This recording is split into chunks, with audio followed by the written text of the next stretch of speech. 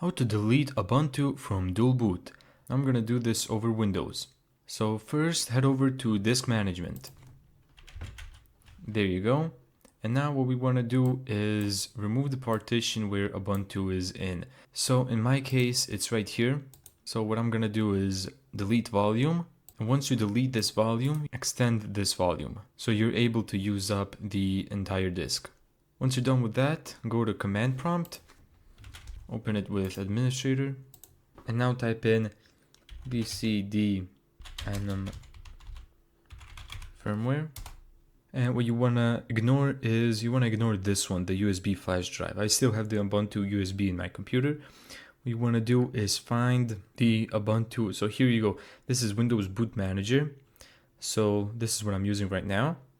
And this right here is Ubuntu EFI. This is what we want to get rid of.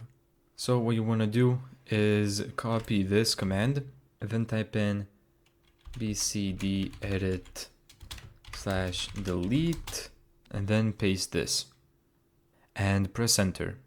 Now once you do that, what you want to do is load straight into Windows. You don't want to see grub again. So the way you would do that is go to disk part, list disk. Now here in disk management, we know that grub is using the EFI in disk 2. For you, it may be disk 0 or whatever. But for me, it's disk 2. So I'm just gonna select disk 2. Select disk 2. I said it, but I didn't write it for some reason. And now let's list volume. From here, go to disk management. And as you can see, it's 100 megabytes. In disk 2, so here it is right here, it's volume 5. So I'm gonna do select volume 5 and assign letter, and assign a letter that isn't in use yet. And once you assign a letter, you're gonna use a series of these commands, and what these commands will do is basically just remove grub from launching.